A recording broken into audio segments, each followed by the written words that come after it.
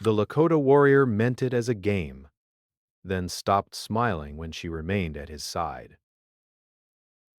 The sun rose slowly over the endless plains, painting the sky with soft shades of orange and gold.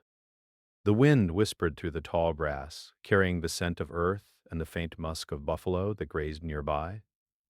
In the heart of the Lakota camp, the village stirred. Children laughed as they chased each other between the tents. Women moved gracefully while preparing meals, and the smoke from early fires twisted into the morning sky. Among the movement, a young warrior named Wakasa rode his horse with a playful grin. His dark hair was tied back with a strip of leather, and his eyes sparkled with mischief. Wakasa was known in the tribe for his skill with a bow, his sharp mind, and his sense of humor. He liked to tease, to play, to test the limits of others, but never in a cruel way. Today, his eyes were set on Teospaye, a young woman whose courage and energy had long intrigued him. Teospaye was busy collecting herbs near the edge of the camp when Wakasa approached. She moved with quiet confidence, her hands sure and steady, her eyes focused. She noticed him before he spoke, and a small smile tugged at her lips. "Good morning, Teospai," Wakasa called, his voice light. "I see the sun has chosen the right warrior to shine upon today." Teospai raised an eyebrow, amused. "Is that your way of saying you want to race me again?" she asked. Wakasa laughed, the sound rolling across the plains like the soft rumble of distant thunder. "Ah, you remember? Then I suppose I must challenge you properly. Today we shall see whose horse is faster, whose hand is steadier, whose spirit is stronger." She tilted her head, pretending to consider the offer. "And if I win?" she asked. Waikasa smirked. "Then I will admit defeat, and let the tribe know that a warrior's skill does not always belong to a man." Teospai laughed, and the sound was like a bell ringing clear through the morning air. "And if you win?" she asked, her tone teasing. "Then I will ride with pride, though secretly I will know it is your courage that carries you," Wakasa replied, his grin widening. The challenge was set, and the nearby children gathered to watch, whispering and giggling. Even the elders looked on with quiet amusement, knowing that young hearts often tested one another in playful contests, only to find respect and admiration in the process. The horses were brought forward, sleek, strong animals trained from foals, their muscles moving beneath shiny coats, their hooves stamping softly on the earth. Waikasa mounted his black stallion, the sunlight glinting on the animal's mane. Teospe climbed onto her chestnut mare with equal grace, holding herself tall, her posture confident. "Are you ready?" Wakasa asked, his voice now carrying a hint of seriousness under the playful tone. Teospai nodded, eyes steady on the horizon. "Always ready," she said. A hush fell over the crowd. Wakasa lifted a hand, and with a swift gesture the race began. The horses surged forward, powerful legs striking the earth in unison. Dust rose around them, mingling with the morning light and giving the impression of spirits racing across the plains. Wakasa laughed, wind rushing past him as he tried to pull ahead. But Teospai stayed close, matching his speed with surprising skill. The children gasped and cheered. "Faster! Faster!" they shouted. Waikasa felt a thrill unlike any other. He had never raced anyone like her. She was fearless, her movements precise, her determination clear. The playful challenge he had meant to be light and easy became something more, a test, not of strength alone, but of spirit. For a moment, Waikasa allowed himself to feel irritation. How could someone match him so well? He was supposed to be the fastest, the cleverest. But as he looked at Teospy, riding with a calm confidence, a new feeling emerged: admiration. Her laughter rang out above the pounding hooves, free and unrestrained, and he realized that this was not simply a race, it was a bond forming in motion. The horses thundered across the plain, rounding a small rise where the grass was taller and the wind stronger. Wakasa pushed his stallion harder, leaning forward, expecting to leave her behind. But Teospay's mare met every surge, her stride steady, her ears pinned forward. She was not merely keeping up, she was challenging him at every turn. The crowd followed on foot, cheering and laughing. Some of the elders shook their heads, amused, while others nodded knowingly. They had seen this before, the young ones testing each other, learning lessons not in words but in actions. As they approached the final stretch, Wakasa felt something unfamiliar.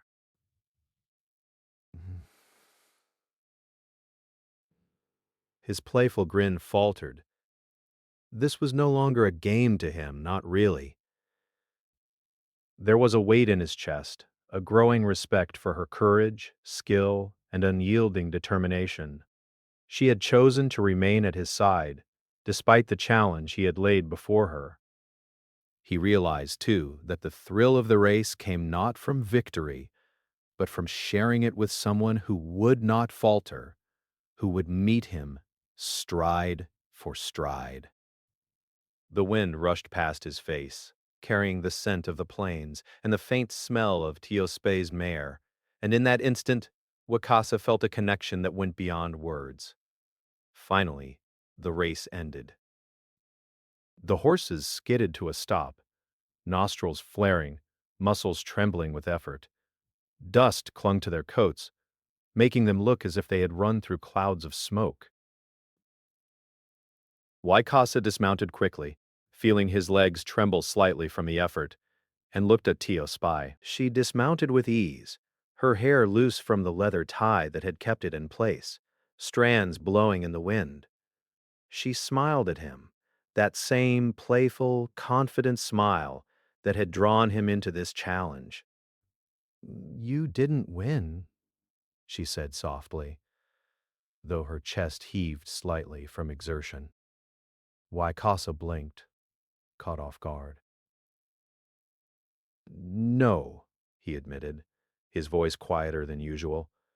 "But you didn't lose either." For a moment, silence passed between them. The children circled around, curious and wide-eyed, but the moment felt private, even in the midst of the crowd. Wakasa's grin returned slowly, but this time it was tempered with something different, something deeper.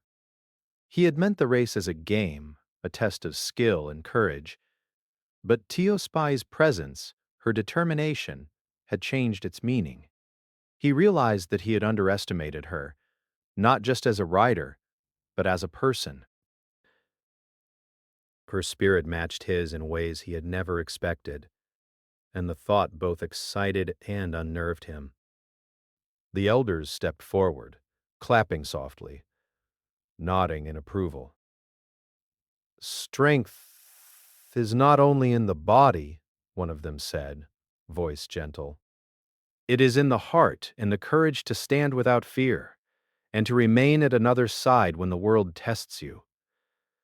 Waikasa looked at Teospy again, and this time he did not smile out of mischief.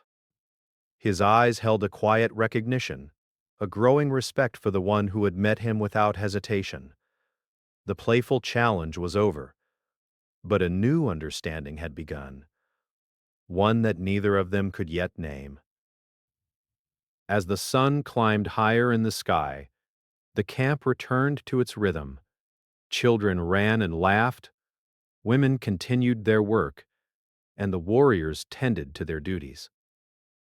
But Wikasa and Teospay stayed a little apart from the crowd, walking their horses slowly side by side. Neither spoke much. Words felt unnecessary. Their shared experience, the race, the effort, the thrill, had spoken more than any conversation could. And though Waikasa had begun the morning thinking it a simple game, he now understood it as the first step in a journey, one that might carry both challenge and discovery. By the time they reached the edge of the camp, where the grass swayed gently under the wind, Wakasa finally spoke. You? You stayed at my side, he said, almost as if testing the sound of the words. Teospaye looked at him, her eyes bright with understanding. I did, she said simply, because some games are more than games, and some journeys are better shared. For Wikasa, the words struck deeper than any arrow, faster than any horse. He had intended a challenge, a playful test, but now he felt the weight of something new. Respect, admiration, and perhaps the first glimmer of something more. The plains stretched endlessly before them, golden and boundless. The wind carried their laughter, soft now, mingled with the sound of horses grazing and the distant call of a hawk. In the quiet of that morning, Wakasa realized that a simple game could change the course of hearts, and that the woman at his side was unlike anyone he had ever known. And for the first time, the Lakota warrior's smile faltered, not from fear, but from recognition. The day after the race, the sun rose pale and soft over the endless plains. The air was cool, and the smell of earth and morning dew mixed with the faint smoke of distant fires. Wakasa stirred in his tent, stretching and letting the sunlight fall across his face. He could still feel the memory of the race. Tiospai's steady stride beside him, her laughter carried by the wind, and the quiet look in her eyes when the race ended. He had thought it a simple game, a playful challenge to see who was faster or braver. But now, he realized it was something else, something more. Waikasa nodded, and together they advanced slowly, using the wind to their advantage. Every step was careful, every movement deliberate. The wolf's ears twitched, its eyes flicking between them. Then, with a sudden leap, it lunged toward a grazing buffalo nearby, startled by their approach. The moment passed quickly, leaving only dust and a few scattered birds rising into the sky. Waikasa exhaled, feeling the adrenaline drain from him. He looked at Teospaye, who was brushing dust from her hands, her face calm and composed. You, Gould. You did not hesitate, he said, awe creeping into his voice. Many would have frozen in fear.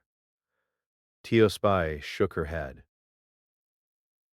Fear is natural, she said, but courage is not the absence of fear. It is what we do despite it, and we do not act alone. We act together. Wikasa's usual grin returned, but it was softer, thoughtful. Her words lingered, and he realized she had taught him something without even trying. Courage was not just a skill or a weapon. It was a choice, a presence, a steady heart beside another. Later that day, the tribe gathered near the river. Elders and warriors discussed the movement of settlers, their voices low with worry. The plains were no longer as empty as they once were. Horses could no longer roam freely without risk. The buffalo herds were shrinking. Wikasa listened, his mind half on the elder's words, half on Teospaye beside him. Do you hear that? She asked quietly, nodding toward the far horizon. Wakasa turned and saw it, a column of smoke rising faintly against the sky, too far to see clearly, but enough to know that strangers were approaching. He felt a tightening in his chest. The playful games of yesterday seemed a world away. Perhaps, she said, her voice steady, we must prepare. The planes change, and we must be ready. Wicasa nodded. Together, they moved to the training grounds where young warriors practiced their skills. Wicasa picked up his bow, feeling its familiar weight, while Tiaspaya joined him with a quiet confidence. Shall we see who is steadier this time? He asked, a small grin returning to his face. Tiaspaya tilted her head. Perhaps, she said, but remember, the point is not to beat each other. The point is to learn together. And so, the challenge began again. Arrows flew through the air, swift and precise. Waikasa was fast, accurate, and clever. Tiospaye matched him shot for shot, never faltering, her movements fluid and controlled. With every arrow, Wicasa felt his admiration deepen. She was not only skilled, she was fearless, focused, and calm, a true companion for the trials that might come. Hours passed in this shared practice. Sweat and dust coated their skin. Their muscles ached, but neither complained. They understood something unspoken. The bond formed in effort and challenge was stronger than words. When the sun began to sink toward the horizon, painting the sky in fiery shades of red and purple, they stopped. Wikasa's chest heaved from exertion, and Tiospai wiped her forehead with the back of her hand. Both were tired, but their spirits felt lighter. You stayed beside me again, Wakasa said quietly, his voice almost a whisper this time. Tiospe looked at him, her dark eyes meeting his. I did, she said simply.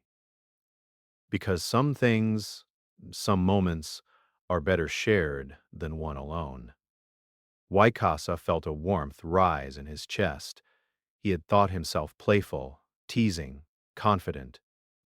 Yet here, beside Tiospaye, he discovered something different. A deep respect, a trust, and the first hint of something more. The camp grew quiet as the evening settled. Families gathered around fires, sharing meals and stories.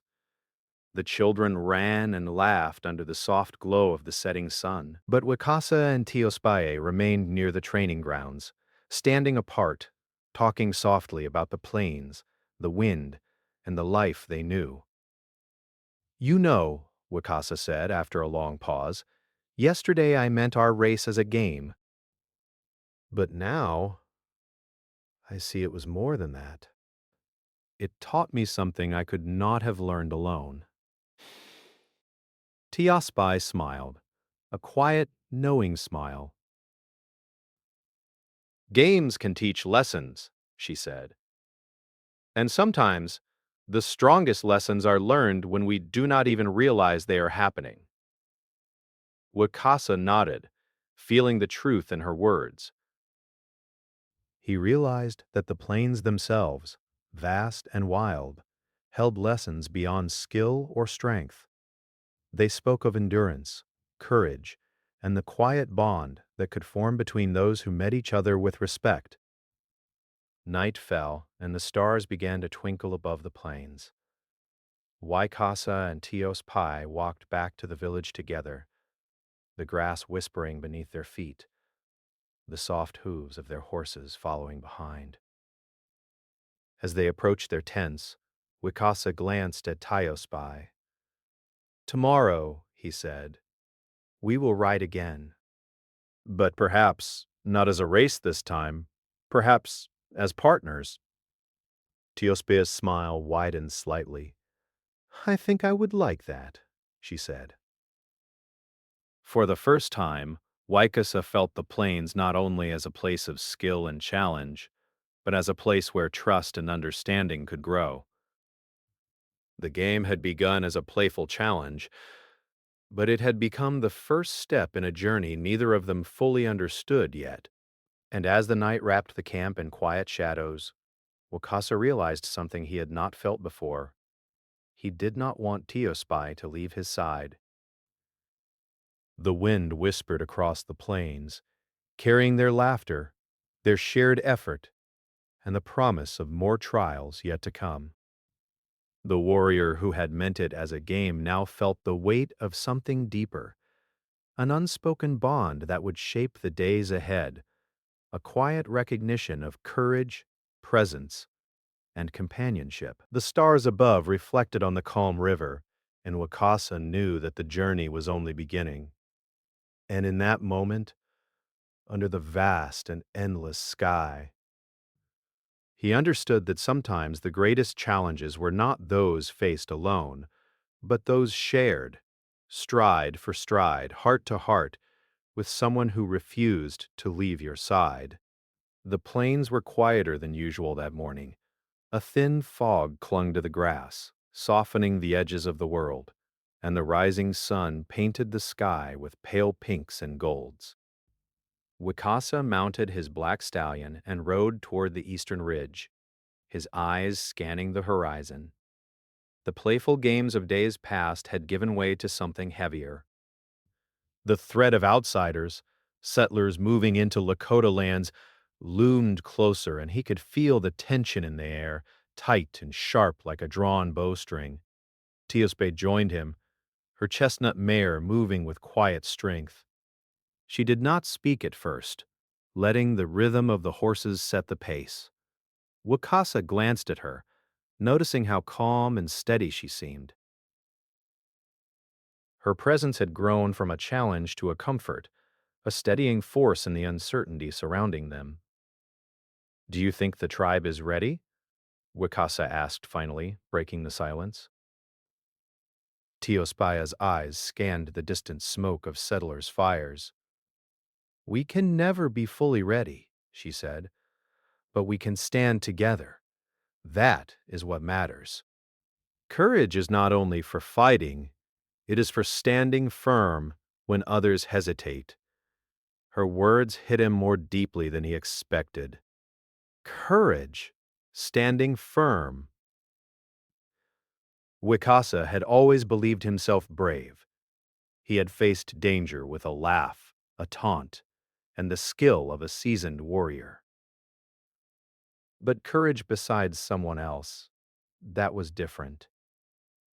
They rode on in silence, following the ridge down to a narrow valley. Here, the grass grew taller, and the wind carried the scent of distant water and wildflowers. It was peaceful, but both knew the calm would not last. "Keep your eyes open," Wakasa said, hand resting lightly on his bow. "We do not know what waits ahead." Teospe nodded, and together they moved carefully, their horses stepping softly over the uneven ground. Every rustle of grass, every bird call, seemed magnified in the quiet. The plains had always been alive, but today, the life felt like it was holding its breath. Suddenly, a loud crack echoed through the valley. Waikasa's horse reared, and Teospe's mare jumped. He looked toward the sound and saw a group of strangers, men on horses, armed and moving quickly toward the river.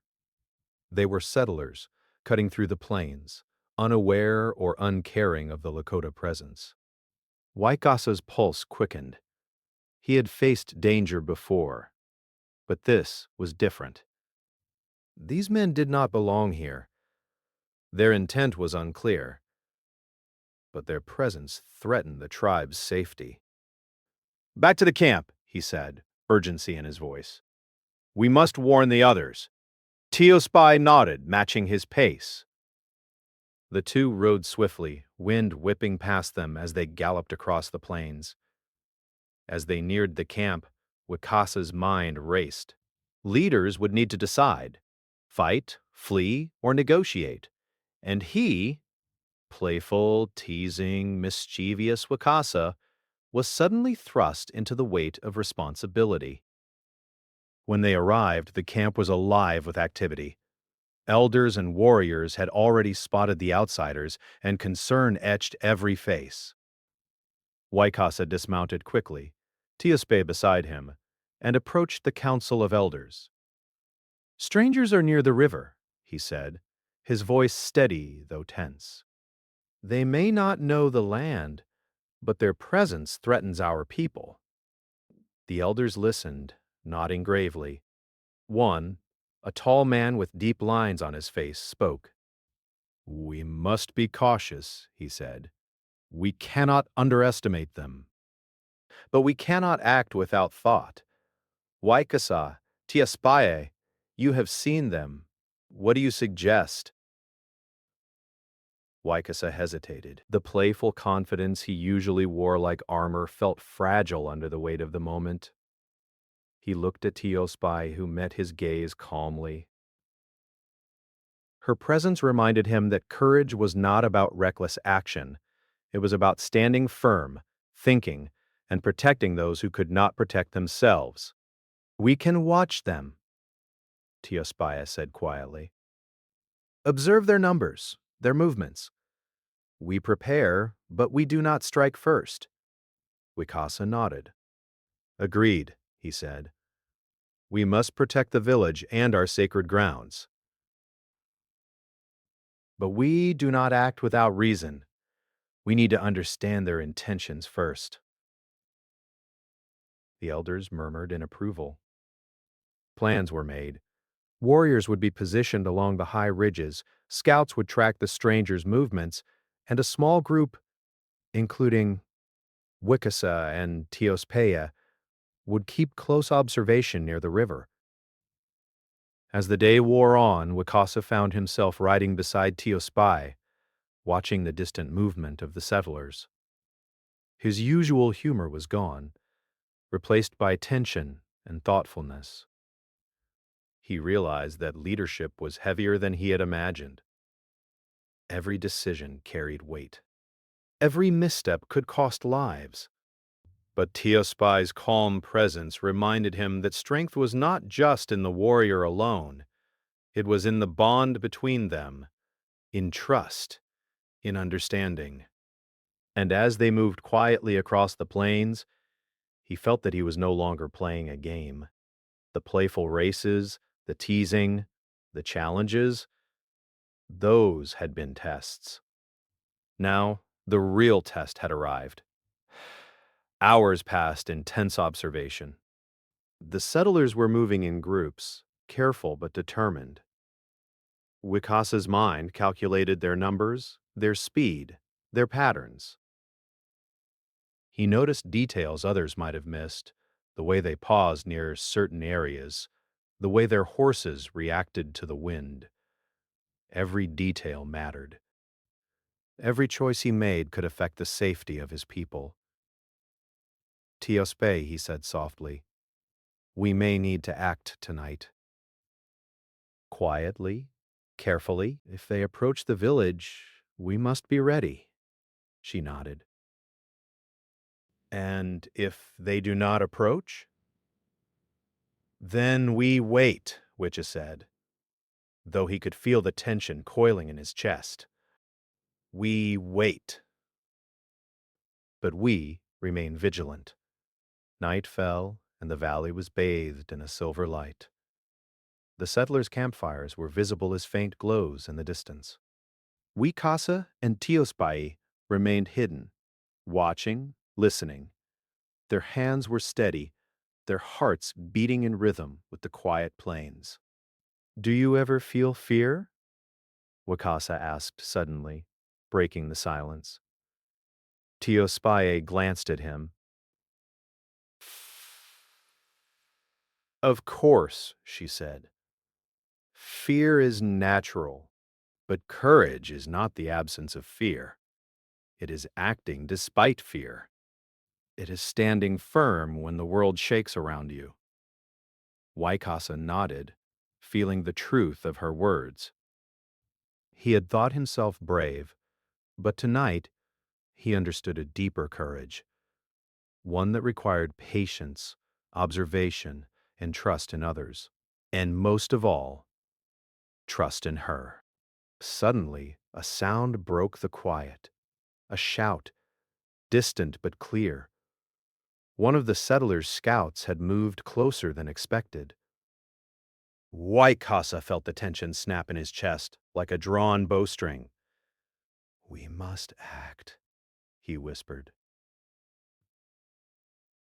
Teospe nodded. Together, they moved swiftly but silently, approaching the scout's location. The moonlight shimmered on the grass, casting long shadows across the land. Wakasa's heart pounded, but he felt Teospai's steady presence beside him. She was calm, precise, and aware. With her at his side, he felt capable of facing any challenge.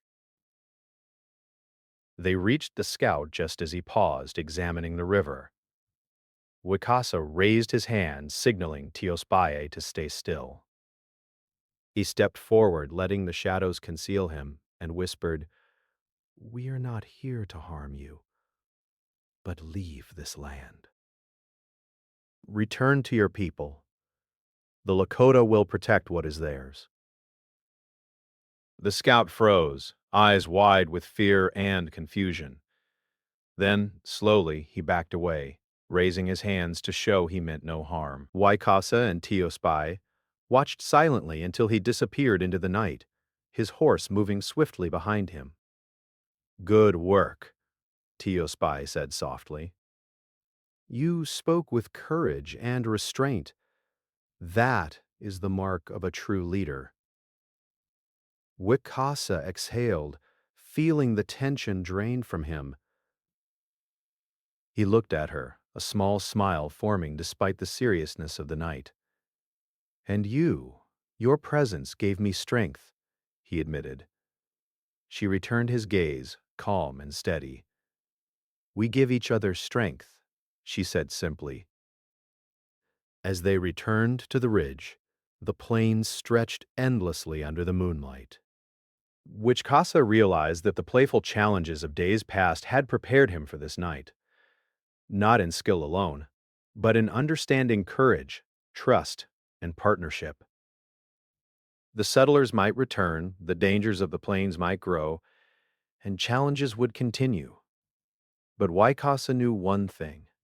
With Teospai at his side, he could face whatever came, and in that quiet moment, under the silver glow of the moon and the endless expanse of the plains, the warrior understood that courage was not just skill, not just strength, but the quiet power of standing firm beside someone you respect, trust, and care for. For Waikasa, the playful games were over. The stakes were higher now. But he no longer feared the weight of responsibility. With Teospai beside him, stride for stride, he felt ready to face the shadow of the plains and whatever challenges the dawn would bring. The dawn broke slowly over the plains, soft and gentle. Light spilled across the golden grass, and the wind carried the scent of earth and river water. The camp was quiet as the tribe began to stir, but Wakasa felt a tension in the air. The strangers from the east had returned, moving closer to the tribe's lands. The playful races and laughter of past days felt far away. Now, the weight of responsibility rested heavily on him. Tiaspai was already awake, standing near her horse, her gaze scanning the horizon. She noticed Wakasa approaching and nodded. "The settlers are near," she said quietly. "We must prepare." Wakasa dismounted, his eyes following the faint smoke rising in the distance. "Yes," he replied, "but we will act with caution. We defend our people, our home, but not without thought. We will not make mistakes." Her calm presence steadied him, as it always had. He realized that the lessons of courage and partnership from the past days were more important now than ever. The tribe's survival, the safety of their families, depended not just on strength, but on strategy, patience, and unity. Together, they moved to the council lodge. The elders were already gathered, their faces lined with concern. Warriors circled the edges of the camp, bows strung and arrows ready. Waikasa took a deep breath, feeling the gravity of the moment. "The settlers are moving toward the river," he said, keeping his voice calm. "We do not know their intentions, but we must be prepared. We will send a message. We are not enemies, but we will protect what is ours." One of the elders, a tall man with a voice deep as the plains themselves, nodded. "Wikasa, your courage and wisdom will guide us," he said. "But remember, strength alone will not protect the tribe. It is the heart that decides the outcome." Wikasa turned to Tio's spy, who met his gaze without hesitation. "We will stand together," he said. "Side by side, as equals. That is our strength." The morning passed in tense preparation. Warriors sharpened arrows, inspected weapons, and moved strategically across the high ridges surrounding the camp. Scouts were sent to observe the movements of the outsiders. Every detail was considered, every step calculated. Wikasa and Teospai rode together along the ridge, their eyes fixed on the horizon. The settlers' movement was careful, but deliberate. They did not seem aware of the tribe's presence, or perhaps they ignored it. Either way, Wikasa knew the moment of confrontation might come at any time. "Do you think they will attack?" Wikasa asked quietly, his voice carrying the weight of uncertainty. Teospai shook her head. "We cannot know their hearts," she said. "But we can control ours. We act with courage and wisdom, not anger or fear. That is what makes us strong." He nodded, feeling the truth in her words. Her calm, steady presence had become a guiding force. The playful challenge of the first day seemed like a distant memory, replaced by trust, respect, and something deeper. A quiet bond that strengthened him in ways he had never expected. As the sun climbed higher, the settlers approached the edge of the river. Wakasa and Teospai observed from the ridge, their horses hidden in the tall grass. The tribe waited below, silent and still, ready to protect their home but also willing to show that they sought peace. Wakasa raised his hand, signaling to the scouts. "Send a messenger," he said. "We will speak to them." "We do not wish for blood if it can be avoided." Teospaya nodded. "Words are powerful," she said, "even in the shadow of danger." A young warrior rode swiftly down the ridge, carrying a message for the settlers. The words were simple, respectful, and clear. The Lakota tribe claimed the land, but did not wish to fight if the strangers would respect their territory. For a long moment, nothing happened. Waisa's heart thumped in his chest. He glanced at Teospai, who met his gaze calmly, her presence steady and reassuring. He realized that courage was not the absence of fear. It was standing firm beside another, knowing that you faced the unknown together. Finally, a response came. One of the settlers rode forward, approaching the tribe cautiously. Wikasa stepped down from the ridge, Teospai at his side, both visible to the approaching man. He raised his hand in greeting, speaking calmly and respectfully. We do not seek conflict, Waikasa said. This land belongs to our people. If you respect our home, you will be safe. The settler nodded slowly, tension in his shoulders. We mean no harm, he said. We are settlers, looking for new land. We did not know this was your territory. We will move away. A quiet relief passed through Wakasa. Though he did not relax fully, he knew the plains were changing, that dangers and challenges would continue. But in this moment, diplomacy, courage, and patience had prevented bloodshed. Teospai stepped beside him, her dark eyes bright in the sunlight. We did well, she said softly. Together, we are strong. Wakasa smiled, a soft, genuine smile this time, not the playful grin of old. Yes, he said, together. The rest of the day passed with careful watchfulness. The settlers moved away, and the tribe remained alert but safe. The wind whispered across the plains, carrying the scent of wildflowers and distant water.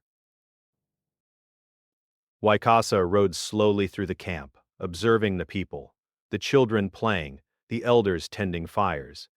He realized how much depended on courage, wisdom, and the bonds between people. Later, he found Tiaspe near the river, her hands busy mending a small net. He approached quietly, not wanting to disturb her, but also needing to speak. You were amazing today, he said, standing beside her. I do not know what I would have done without you. She looked up, smiling softly. We give each other strength, she said. That is what matters. The plains are not conquered alone. They are understood together. Wakasa nodded, feeling the truth of her words sink deep into his heart. He had started the journey thinking of playful challenges, games, and tests. But the plains had taught him something far greater. Courage was not measured in speed or strength alone. It was about standing firm with others, learning from them, respecting them, and sharing the burden of responsibility. And in that moment, he knew he was ready for whatever the plains might bring. The night grew quiet. Wicasa and Teospai walked to the ridge overlooking the plains. Their horses grazed nearby, and the camp settled into a calm rhythm. He felt the wind on his face, the earth beneath his feet, and the steady presence of Teospai beside him. For the first time, he smiled fully, not from mischief or playfulness, but from understanding, respect, and trust. The game was over. The journey had begun, and the plains, endless and wild, stretched before them as a place of challenge, courage, and quiet bonds that could not be broken. And so, under the endless sky, the Lakota warrior and the woman who had stood by him rode side by side, ready to face the future together. Wicasa mounted his black stallion, letting the horse walk lazily through the camp. He did not yet know how to explain the flutter in his chest when he saw Teospe. She was near the river, gathering water in a clay pot, her dark hair catching the sunlight like silk. "Good morning, Teospe," he called, trying for his usual playful tone. She looked up and smiled. "Good morning, Waikasa," she replied. "Did your pride recover from yesterday?" Wakasa laughed, though it was quieter this time. "Somewhat," he said. "But I still cannot figure out how you kept pace with me. It was remarkable." Teospae shrugged lightly, setting the pot down. "I was not trying to beat you. I was trying to run beside you. Perhaps you do not understand the difference." He frowned slightly, a challenge in his eyes. "And what does that mean?" She stepped closer, her gaze calm and steady. "Aye. It means strength is not only about speed or skill. It is also about being present, about courage, and about knowing when to stand at another's side." For a moment, Wakasa felt the weight of her words. The plains stretched endlessly around them, open and wild, but somehow her presence made them feel less lonely. He realized then that she had stayed with him, not to compete, but to meet him equally, as a companion and as a friend. Before he could respond, a distant sound carried over the wind, a low, urgent growl. Wakasa's senses sharpened immediately. He scanned the plains, and Tia Spy instinctively moved beside him. A lone wolf had wandered too close to the village. Its eyes glinted in the sunlight, and its teeth were bared. Waikasa felt the thrill of danger.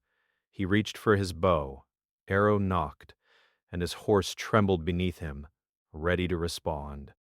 But Teospai was already moving, calm and precise.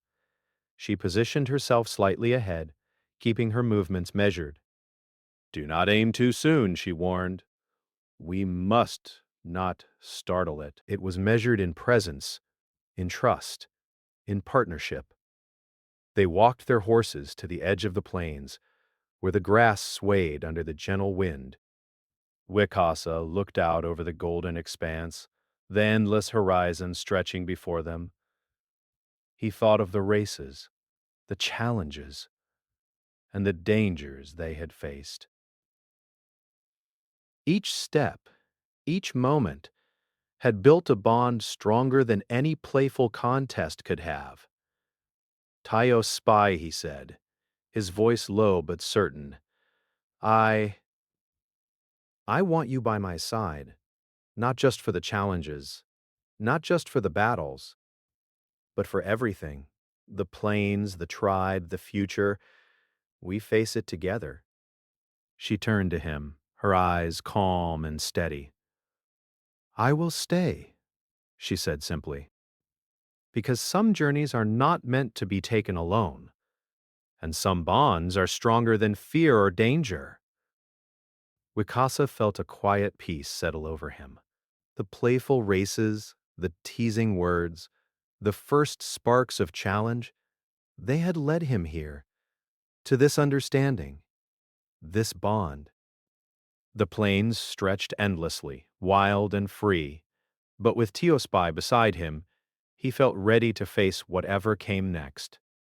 That evening, the tribe gathered to celebrate. Fires burned brightly, casting long shadows across the tents. Children danced around the flames, their laughter ringing into the night. Elders spoke of courage and wisdom, of the balance between strength and understanding. And Wikasa and Teospaya stood together, side by side, observing quietly, their presence a quiet statement of partnership and respect. The stars appeared, scattered across the sky like tiny fires. The wind carried the scent of sage and earth. Waikasa felt a deep connection, not just to the plains, not just to the tribe, but to the woman who had met him at every step, who had remained steadfast, and who had become his equal in courage and heart.